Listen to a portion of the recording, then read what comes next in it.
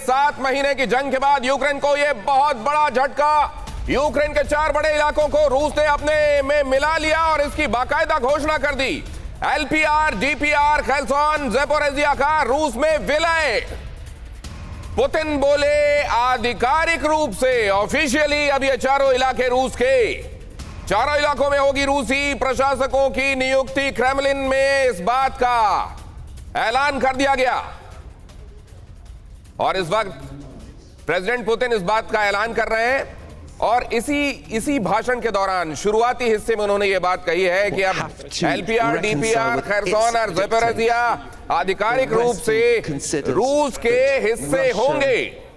will collapse itself and will not deal with such matters. और अभी ये जो बात कही जा रही है इसमें क्या कुछ महत्वपूर्ण निकल कर आता है, इस पर हम आपको वापस लौटा कर ले जाएंगे। लेकिन ये अहम खबर एक बार फिर से आपके सामने। डीपीआर, एलपीआर, खेर्सोन, ज़ेपोरिज़िया रूस में इसका विलय। अगर आप अपने बच्चों को पैसे का पाठ नहीं सिखाएंगे तो पैसा कमाने के बाद में हो सकता है वो आपको ही बेच दें। सावधान, फ्रीडम ऐप को डाउनलोड करें, बच्चों को पैसे का पाठ कैसे पढ़ाना है सीखिए।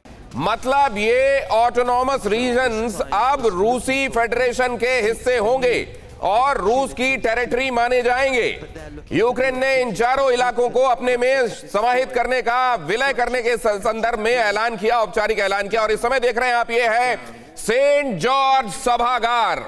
क्रेमलिन के भीतर ये सेंट जॉर्ज सभागार, जहां पर प्रेसिडेंट पुतिन इस आशय का ऐलान कर रहे हैं और ये पूरी दुनिया को इस बात का इंतजार है कि इस ऐलान के बाद अब क्या होता है, क्या एक्शंस, रिएक्शंस देखने को मिलते हैं। पश्चिम ये कह रहा है, अमेरिका ये कह रहा है कि हम इस रेफरेंडम को और इस तरीके से अनाधिकृत रूप से यूक्रेन के इलाकों को रूस में शामिल करने की रूसी मंशा को हम सफल नहीं होने देंगे, पुतिन की इस मंशा को सफल नहीं होने देंगे, हम इसके खिलाफ हैं। तो फिर होगा क्या? खिलाफ है तो क्या कोई एक्शन देखने को मिलेगा?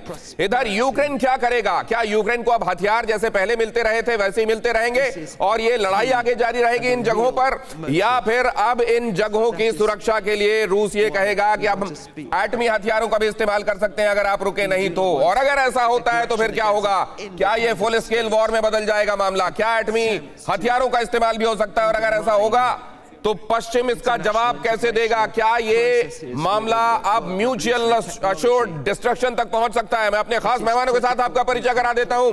हमारे साथ प्रोफेसर अमिताभ, जो कि रशियन अफेयर्स के मामले में एक्सपर्ट हैं और बच्चों को ये पढ़ाते भी हैं, आज की जनरेशन को ये बता रहे हैं कि रूस और रूस के कदमों को किस तरीके से देखा जाना चाहिए। हमारे साथ मेजर जनरल अश्विनी सिवाच आज की चर्चा में शामिल हो रहे हैं, उनसे भी वो कुछ देर में चर्चा को आगे बढ़ाते हैं।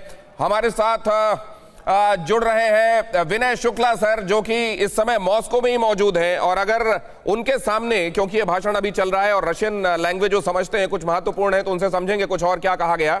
और इसके अलावा एम्बेसडर विष्णु प्रकाश भी हमारे साथ आज की इस चर्चा में शामिल हो रहे हैं। आप सभी मेहमानों का बहुत स्वागत करता हूं।